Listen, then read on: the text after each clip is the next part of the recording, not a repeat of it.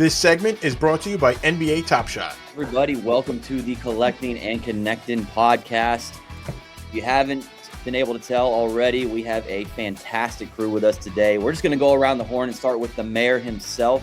What up? Treaticus, how are we doing today? Doing well. Thank you, brother. Glad to be here.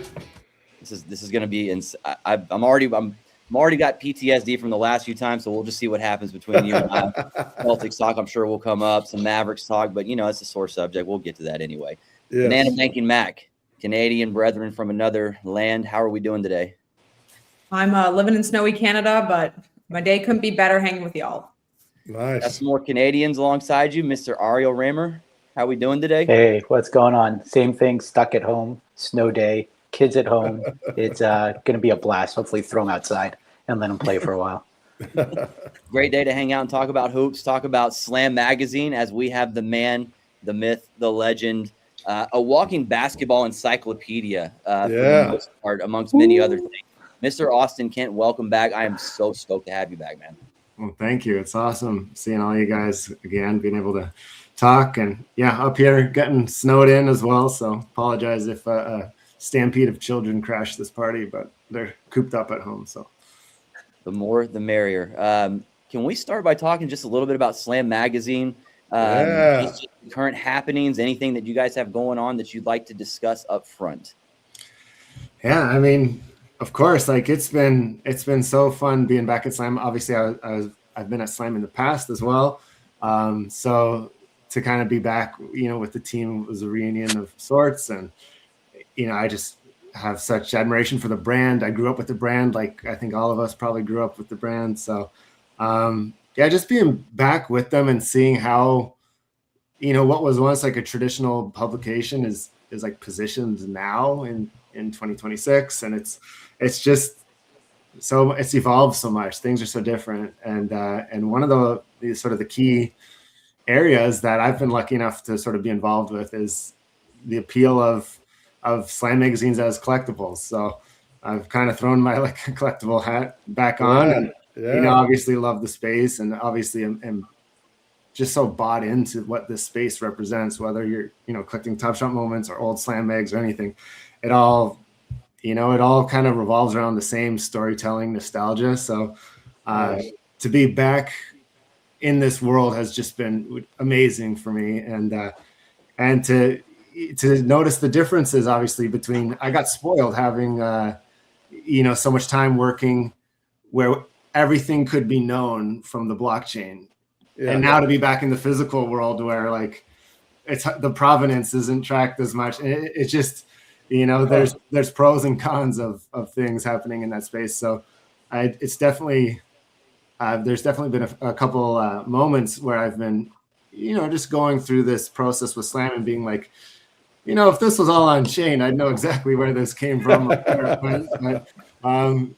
There's some thrills to the mystery, I guess, of collecting physical as well, especially when you're talking about old stuff. But there's just so many different avenues that we're exploring on the Slam side. I'm like just a old man, I guess. So I'm so excited about anything we can do where we can find old issues and get them graded, and you stumble upon some 1998 magazine that's been sitting in plastic this whole time. That's so exciting to me. But there's also stuff we've been doing with more modern mags. We now release serial numbered, like gold medal limited edition versions, just as the whole collectible space has changed. So just trying to keep all those those balls in the air, making sure that we're on the modern sort of cutting edge of what we can do in the collectible space, and then just geeking out about some old stuff that I read when I was 10 years old. It's kind of 50-50. So very cool.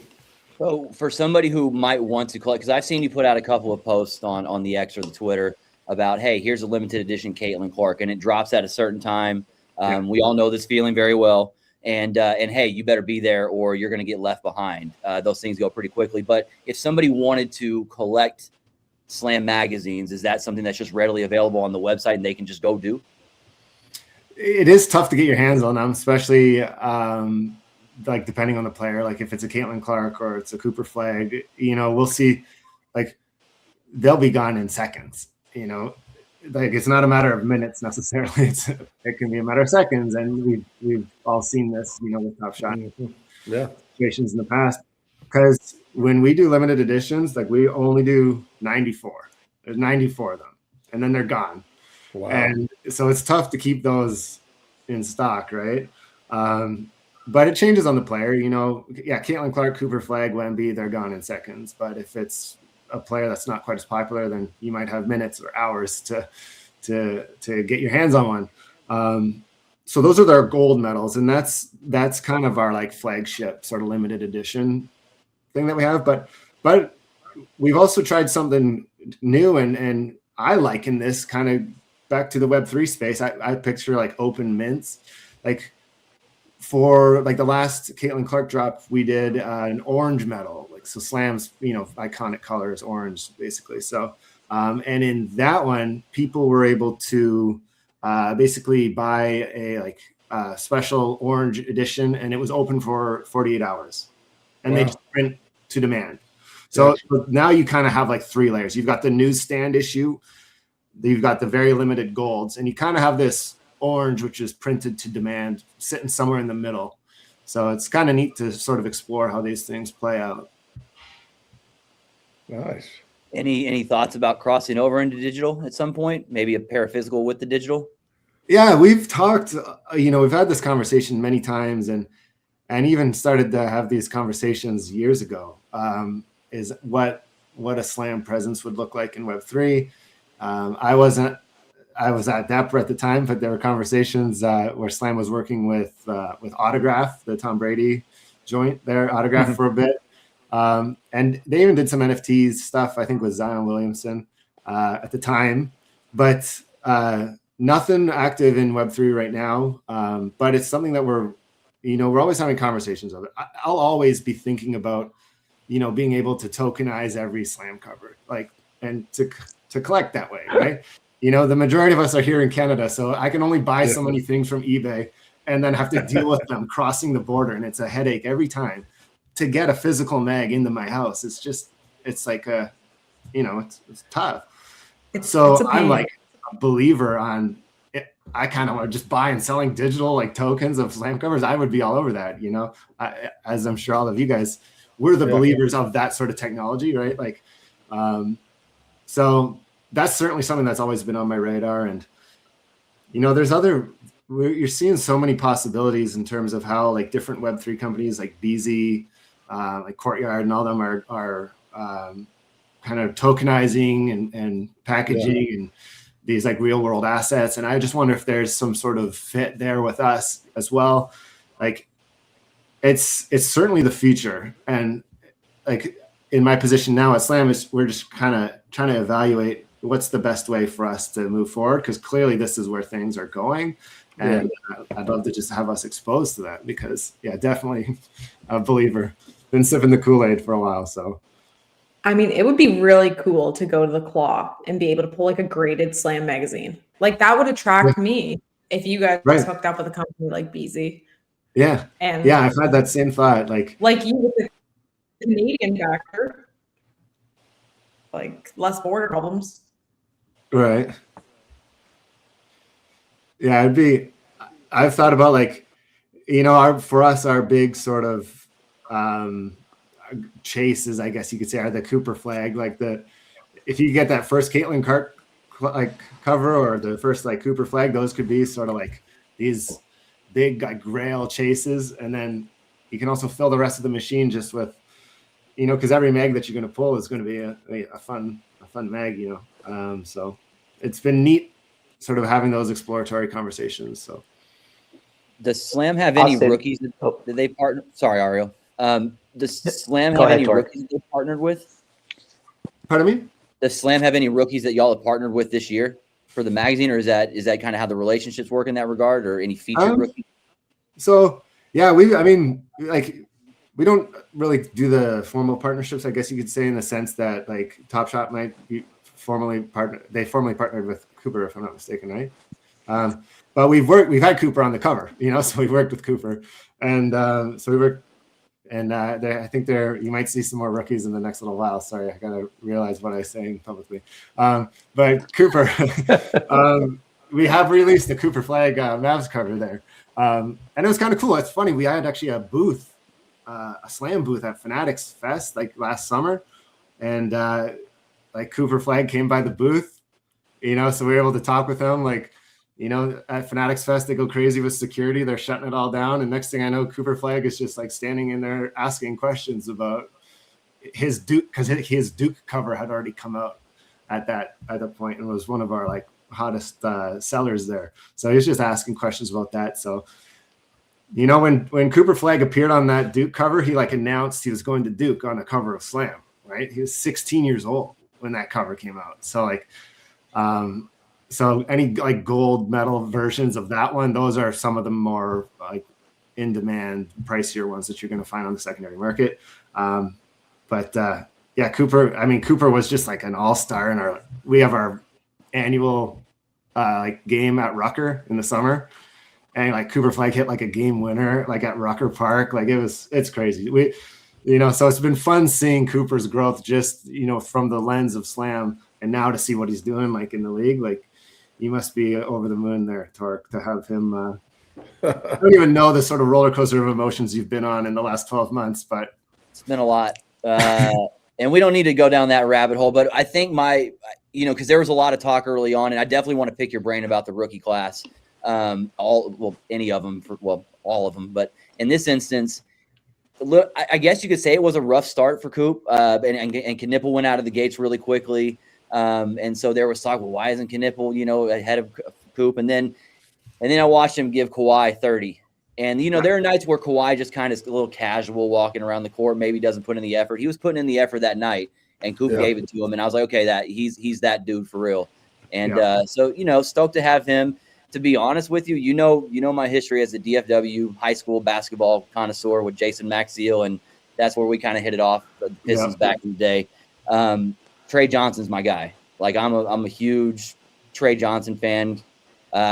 Low key went to the Wizards as a fan right now, because we talked about, I think we talked about earlier, just the process of winning. And so you go through these seasons of where you're winning 15, 20 games a year.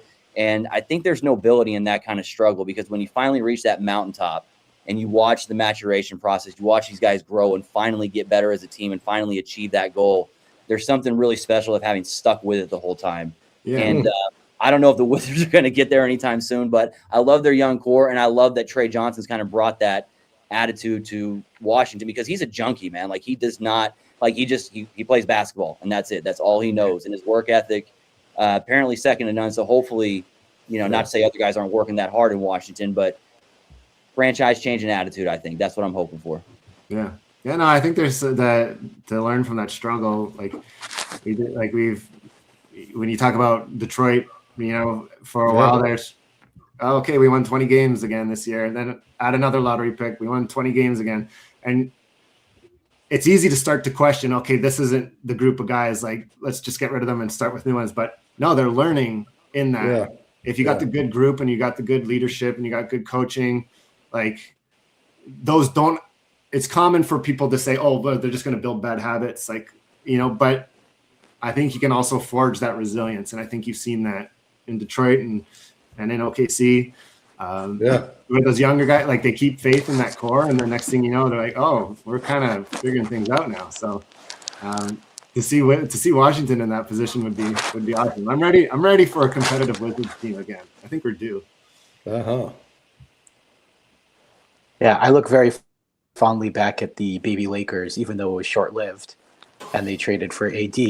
I always thought, like, I would have just rooted for those young guys. Let us lose, 50 games a year for a couple of years and see what happens. Yeah.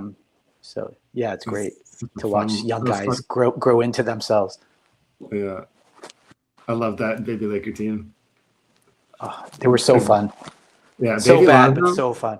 Baby Lonzo in LA. I loved watching Lonzo in LA. Yeah. Lonzo's not even in the league right now, if I'm not mistaken. Didn't Cleveland let him go, or did I get sent-held? Did I get sent-held and we're finding out now?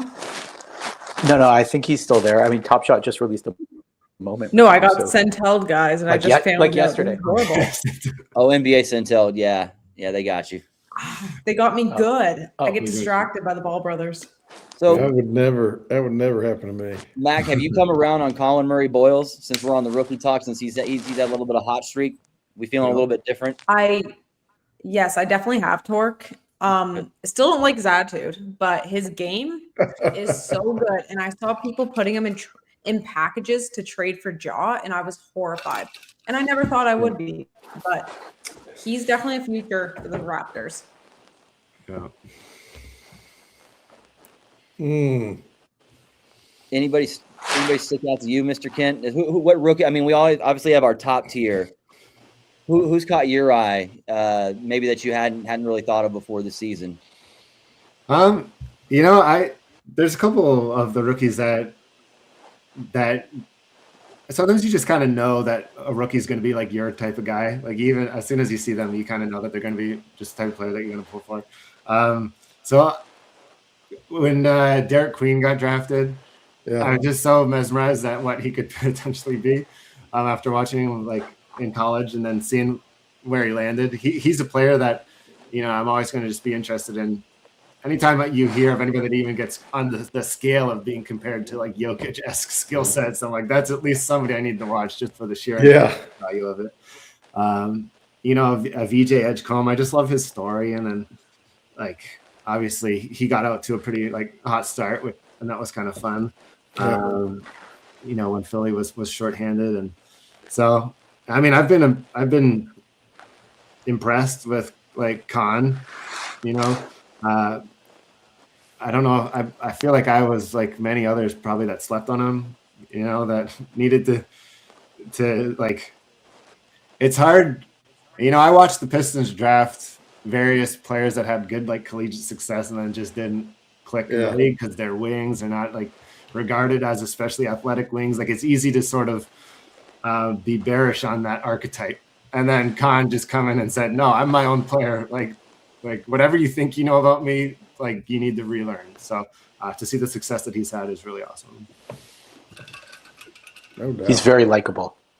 Yeah. Khan's very likable. I like that. Like when I don't know if you guys saw when he invited the whole team over for dinner at his parents' house in Wisconsin.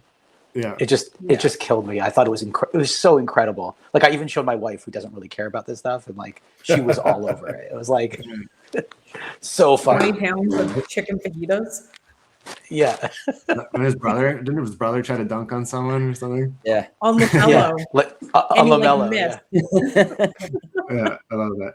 See, that's the stuff I think that builds the culture, right? And Charlotte is a team that's kind of in that position where you're like, okay, like do something. But, if you get that right group of people and that culture starts to slowly build, I don't think it's not long until maybe things start to click. And hopefully they're in a position like that too. Well, that feels like what's happened in New Orleans with your guy Dumars, and what he's doing with the aforementioned Derek Queen. And you talk about, I mean, not just his game on the court, superstar in the making, but his personality too off the court. Like he's that guy for sure. And watching him play, I'm a little shocked by his development. I mean, I knew he was going to be good. I didn't know he was going to be that good. Right. And watching him with Fears kind of play off each other should be interesting. Yeah. But yeah, shout out Bayou Sniper. Early. Bayou's big on the Derek Queen bandwagon and been shouting his name from the mountaintops for a while. So I want to give him his credit. But no, is in your opinion, and I know there's a lot of hype around next year's rookie class. We don't need to go down that rabbit hole, but this year's class, in my opinion, could it potentially be one of the best of all time? Like up there, like top 10, maybe? Is that a bridge too far? That's bold. It's bold. It's bold because it's early. And I think anytime you have conversations like that, it depends on the ceiling of the top player, right? So that's what makes it so intriguing, is because you can look at somebody like Cooper Flagg and say, okay, the ceiling is very high, right? Because it's not just what he's doing, but the age that he's doing it with, right? Because he's a year behind the rest of the rookies, right? And then, you just think of the rest of the class that's with them, like what Khan can turn into, what VJ can grow into, I guess. But it's still, we've had some good draft classes in the past. It's hard to make any statements too bold. Okay, I was just trying to get a little hyperbolic there for a second. I mean, they all can't be Hugo Gonzalez, right, Treat? That's right, Hugo. I'm loving what I'm seeing from that young fella. Speaking of young, Yeah. right? He's a young guy. Are you enjoying the Celtics? Kind of what was supposed to be like a gap year, I guess, would be a proper way to put it, but it's not really a gap year because they're still competing pretty hard. Yeah, it's been fun to watch. You know, and the Jaylen Brown, you know, he's obviously my favorite. Just him being able to show that he's that guy, right? I mean, he's willing to play a role when Tatum's in there and is the face of the team. But I mean, Jaylen Brown's just a beast, and I've enjoyed being able to, you know, him getting some love. You know, you were talking earlier about letting the young guys grow together and team. You know, think about all the people that were like, we got to split these guys up. This isn't working. Right. You know, it's just crazy talk. People We don't have patience. Exactly. Yeah, it's not like you do something like make it all the way to the finals and, you know, have a tough loss to it in a series and then just blow the whole team up. You know, I mean, like, why would you do something like that? Why? Why would you send a generational talent? The Boston's one of those teams. Boston's one of those teams that it's just like the system is so good. Like, you know, like Joe Mazzulla's still there. You got the Finals MVP Jaylen Brown there, of course, but then you still have Derek White, you still have Peyton Pritchard. You've got all these people that just make such like an unbelievably deep team. Yeah, like to think that they would go full like tank mode, I feel like was never really grounded in much. Yeah. You think Joe Mazzulla is going to tank? Like, no way. No, Joe Mazzulla would not like tank against like his grandma on her deathbed. He's not going to like. He's going to try to win everything. Like, and that's what makes the Celtics, you know, the franchise that they are. It's been great too. Jordan Walsh, right, ex Razorback, Arkansas Razorback, to see him get a shot, and you know, he just seems to be one of those guys that's just going to defend and work hard and do all the little things, you know, and just love to have a chance. So yeah, that's definitely been nice. Yeah. I've enjoyed this Celtics season. Plus, is there a better post-game press conference than Joe Mazzulla? Did you see the one the other day where it was just the illegal screen? Yeah, illegal screen. Illegal screen. You got your point across, bud. Well done. But I've had a couple real fun moments this year in person. Right, got to a couple Grizz games. I was there opening night to see Queen and Fears, and then I got to see BJ's game winner. The kid's fearless, man. It was rowdy, and he didn't even hesitate. Just pulled it and hit that shot. But so I've gotten to see some of these young guys in person, and I'm so impressed. They can definitely play. And Coward, right? Coward with the Grizzlies. Yeah. It's just, man, he just seems to have a calm presence to him you wouldn't expect from a rookie. Yeah. Yeah, there's a lot of depth to the rookie class. Yeah. And they're just different. I mean, like the way that, as you mentioned, they're unflappable, the way they move. I mean, like they're I think when I made the comment earlier about best ever, I don't know. I'm trying to recall a more NBA ready rookie class, you know, because obviously overall body of work, that's going to play on the long run. But we've got about 5, 6, 7 dudes that are just like putting up 15, 20 easy a night if they wanted to. Yeah. And I think it's been a while since we had that kind of depth, as you mentioned, in the rookie class. Yeah, especially coming off the class that we did have last year, right? Like it's like you're seeing two extremes. A little bit. Bless their hearts. They're trying. Yep. You mean I got Bronny to root for, so there you go.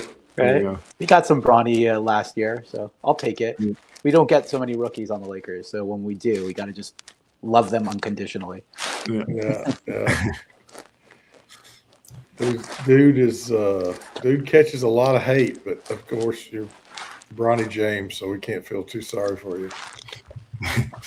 It's actually wild because like I've watched some of his like G League games, Yeah. and there are times where he's just the best player on the court in the G League, and then it's just a testament to how incredible the NBA players are.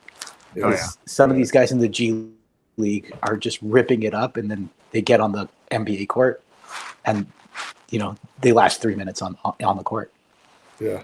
They were mentioning that with Reed Shepherd last year because he wasn't getting a lot of minutes on a stacked Rockets roster as a rookie. And they sent him down to the G League like later in the year for like one game, and he dropped like 40, like on like Thanksgiving.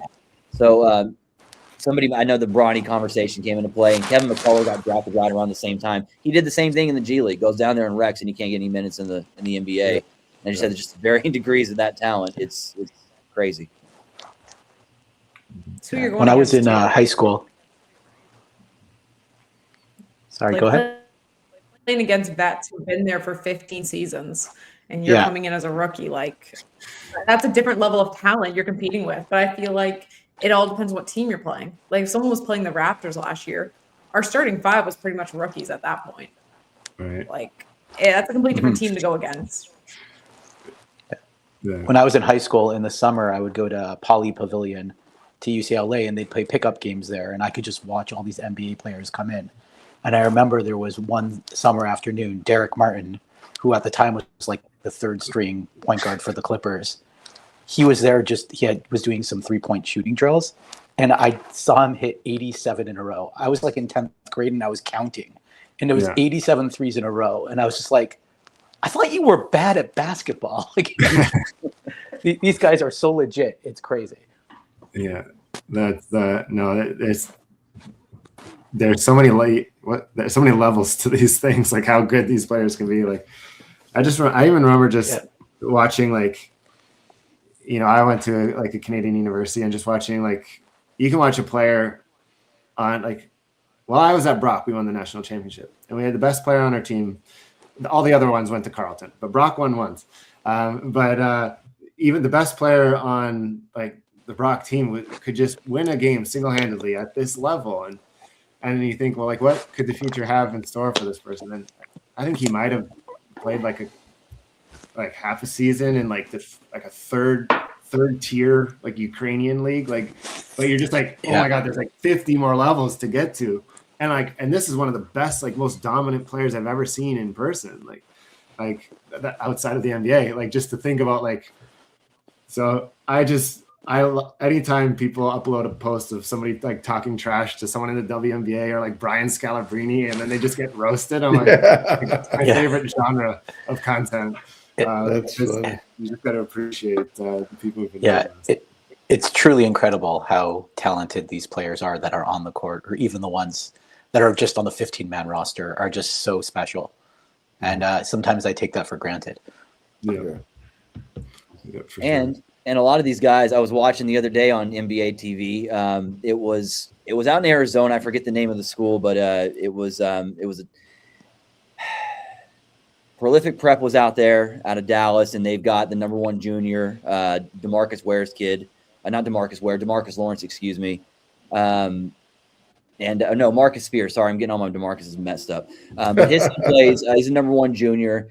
Tim Duncan's son was playing. Jamal Crawford is coaching a kid out of Seattle who's a number 1 senior. His son is a freshman on that team, just a lanky, like 6'4" kid. I don't know if you've seen him play. He looks just like Jay Crossover, but just given Duncanville out of Texas, like one of the best high school programs here in Texas. Micah Peavy went there. A whole litany of NBA guys, but he gave them like 20 as a freshman. So all these NBA dudes have kids that are now coming up. We know the Boozers are coming up next. So yikes, man. It's going to be a lot of fun watching this league grow. Oh, for sure. Yeah.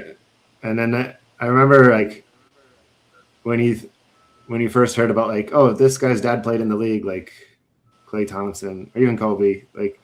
But now that I'm like, there's people whose kids are on the radar who I like remember being rookies themselves, and I guess that's just growing older, right? But I'm like, wait a minute, your dad was a rookie like a couple years ago. No, that was 25 years ago. I saw Mateen Cleaves' kid, Mateen Cleaves Jr. And I saw this kid, he's like built, just stacked in this high school tournament. I'm like, man, he's got to be like top 15 senior. He was a sophomore. Wow. Wow. Okay, great. Just like Mateen Cleaves. So anyway, yeah, it's a whole new ball game for sure. Especially with all the new recruiting rules in college and stuff. But yeah, that's interesting. No. Oh, jeez. Tork, I don't know if you told these guys, but I brought some gifts for you guys. I did not reveal the surprise. I didn't want to spoil it. Let me just okay, so I had some goodies because 1 second, sorry, let me just get all my stuff together. Nice. Okay, so That's exciting day. I had some goodies. So we had some issues that we had, some slam issues that were sometimes we keep a couple issues back just in case we need any for customer support and all that fun stuff.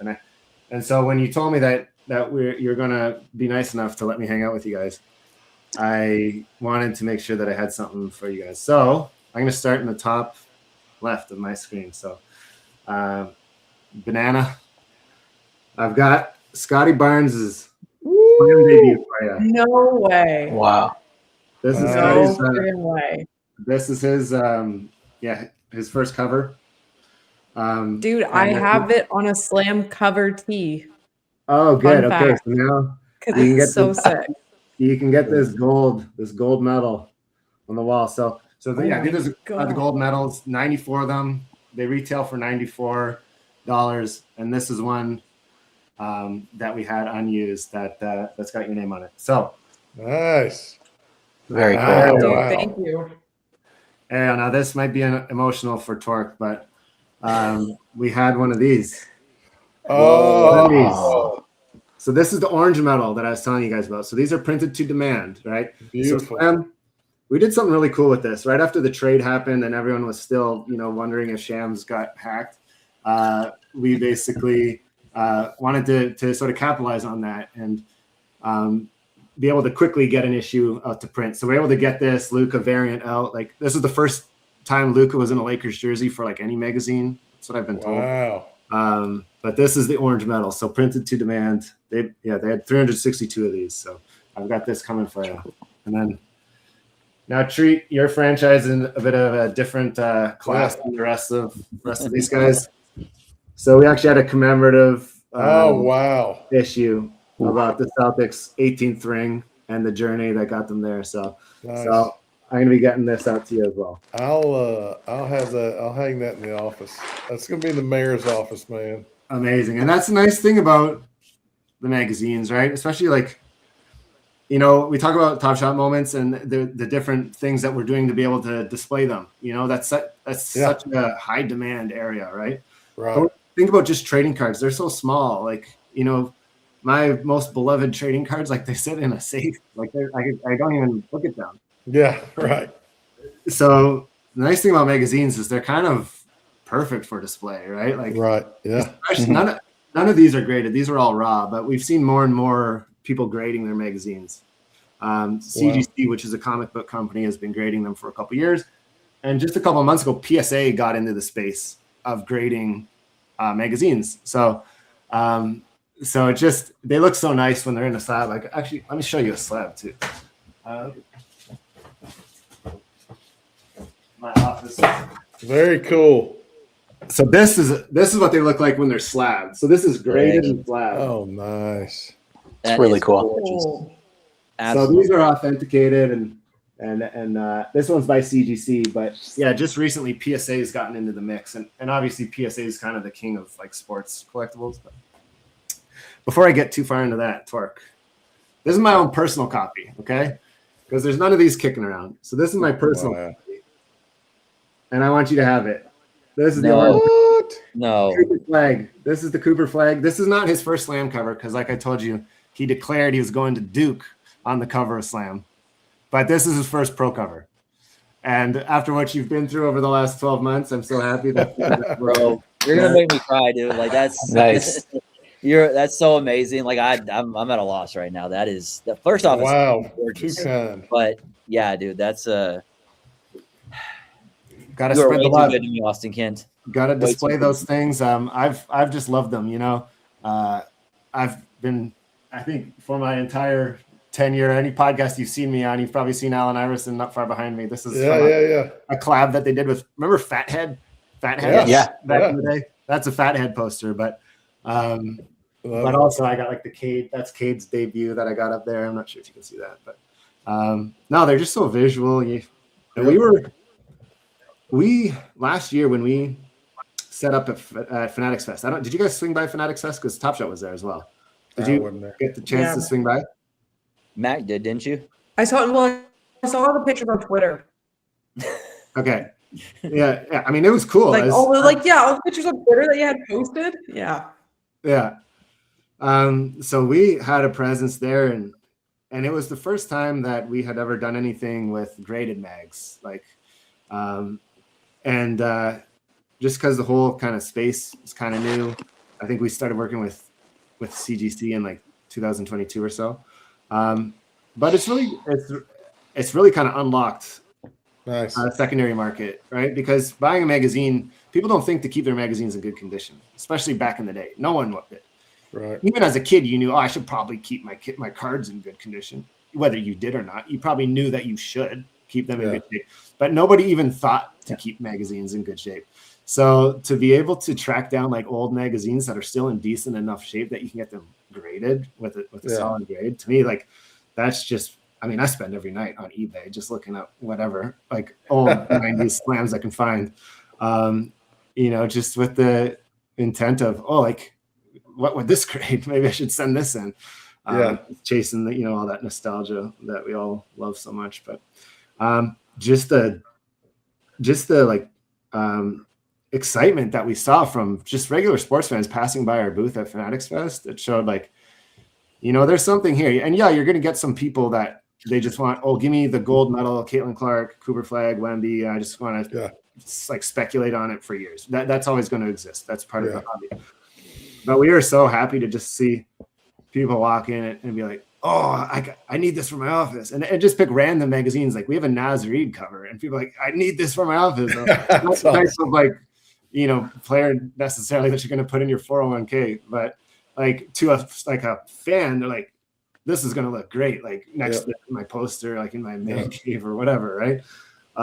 So to see the enthusiasm that people had for that, it really kind of made us, encouraged us to explore what else we can do, to you keep fan the flames of this side of the hobby of not just, I'll admit in 2026, not many people buy magazines to read them like they did back in our day. Right. But to be able to sort of buy these as sort of snapshots of like sports culture at different times, that's what really makes me excited about everything. Yeah. So.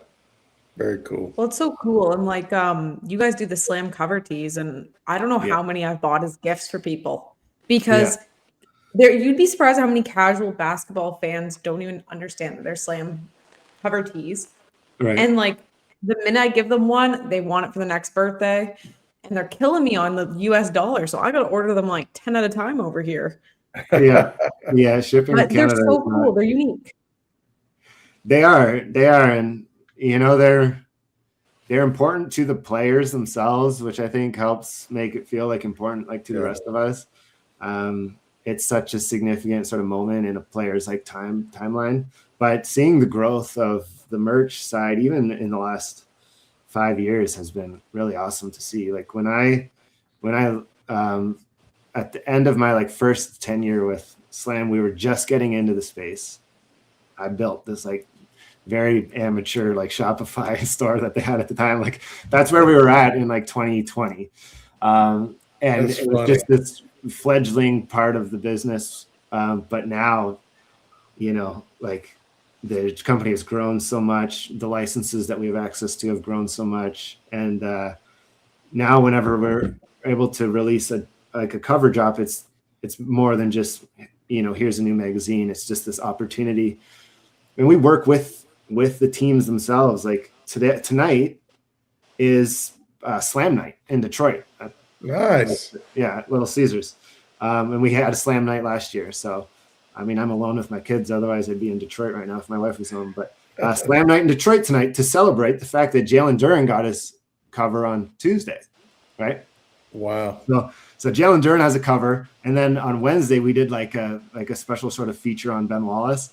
So now you've got the team, like the whole team store at Little Caesars will be packed with like Jalen Duren like cover tees, and we worked with Cade Cunningham last April, and so it's just this moment where Slam can be part of this, accomplishment, right? Like, not every team's gonna have a Rookie of the Year, not every team is gonna like win a championship, but a bunch of teams throughout the year can at least have these cultural wins where like, hey, like we kind of got to just hang out in the spotlight at Slam for a while, and just to see that the sort of value that holds is just something that always kind of wows me whenever I think about it. Very cool. And a great time to be a Detroit fan. How far can they go, Austin? Like, what are we talking about here? Is it just regular season stuff, or are we gonna make a run at this thing? I mean, I think even last year, like the Knicks beat us. They beat us fair and square, but that was a competitive series. Like, I didn't necessarily feel that the Knicks would beat us every time we faced them. If we were to like face them in that series, if we were to replay that series, like, they're young, they're going to learn, but hey, they did that. They learned from last year. So you never know in the East, right? These days with the way that the league is, like, and the parity is awesome. Like, you never know. I certainly believe in the Pistons team. Like, Cade is incredible. I remember, like, I was on the list to be like institutionalized when I watched every single game of the 28-game losing streak, every single one, and I was almost like you couldn't look away. Like, I'm like, what is happening here? Like, just perseverating on like Monty Williams, like press conference. Like, it was not a healthy state to be in. But just watching that team every night, you're like, no, like people are saying, like, get rid of everyone. Cade's not it. Like, just get rid of everything. And I'm like, no, there's some pieces here that can be worked with. And you would see what Jalen Duren could do. Like, you could see what Cade can do. Yeah. And to see them like sort of build those layers on top of it by getting like the vets that they need in with them. I mean, I think the sky's the limit for them. And, Cade, I remember having conversations with people that are like, is Cade even good? I'm like, yes, he's good. Stop looking at the record. He's good. I promise. He's really good. And to see where they've got to now, it's surreal. It was a long time without a competitive Pistons team. When I was in New York, because the Slam office is in New York, and I was there when the Pistons played. Was it Game 3? I think it was Game 3. Yeah, it was Game 3. It was the first game in New York, and the Pistons won it. And I was there just totally. I just bought a ticket by myself. I've never really done that. Like, I usually kind of go with a friend or find someone to go with. But I'm like, I'm in this building for this, and I was just that obnoxious like Pistons fan. And I'm like, I'm gonna get jumped on my way out of the stadium. But we won it, and I'm like, holy cow! Like, I haven't felt like this in 15 years, right? Because the Pistons hadn't done a whole lot. Yeah. So that's sports. That's sports, I guess. So fun! What a great time. So as we get ready to wrap it up, guys, fearless predictions on the way out. While we're on the subject, can I get a prediction for where exactly will the Pistons finish this year? Will it be NBA title, conference finals? What say you, Austin Kent?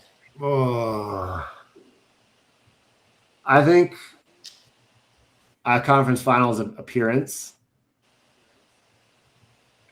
would be a safe bet. Yeah. Okay. It's a good call. Any other fearless predictions for the NBA season? Oh, geez. I know it's just a very general question. My world is turned upside down. Just enjoying and pinching myself to make sure that this Pistons team is for real. That's it would be truly hilarious if the Thunder met the Pistons in the finals after all those mornings where Brandon, Soul, and I spent just commiserating about our sorry franchises. Yeah, could happen. I can see it. I can see it. Yeah. Reet, any fearless predictions on the way out, good sir? Jaw's going to be a Raptor. Just because. What am I, Tork? Why am I catching strays? So Jaw's going to be a Raptor. Surprised no Celtics hyperbole, but that's okay. Save for my, What am I, Tork? what am I, That's Tork, awesome. right? Mac, any fearless predictions on the way out? Good God, Treat. I'm gonna go. Raptors will be a second round exit. I've changed from a first round to a second. I believe a little more in this team, but we're still growing. Okay, Ariel. Yeah, I think the Lakers are going to get swept in the conference finals, but they're going to make it there. It's going to surprise some people. I think Luka could just carry. Luka will carry them. No one thinks they'll get to the conference finals, but and I know their defense is terrible, but Luka is Luka. So, and I don't want to rub that in, Tork, but like Luka's Luka, rub it in. You know, I'm okay that Luka's in a happy place now. He's moved on to better things. I'm okay with it. I've made my peace. But yeah, getting Cooper Flag's not a bad consolation prize. No, he's great. On that note, holy shit, Austin! Thank you so much for that. I've got a few boxes now that I got to go find in my attic that I got to go tear through because I know there's some Slam magazines in there that probably need graded. So thanks for sending me down that rabbit hole. I can't thank you enough for being here, sharing your knowledge, sharing your time. Always a pleasure. You're always welcome. And man, thank you so much, guys. Everybody, it's been a blast. Thank you so much, guys, for watching wherever you may be watching. Hope everybody has a good one. Take care. Thanks, guys. Thank you. Thank you. Thank you.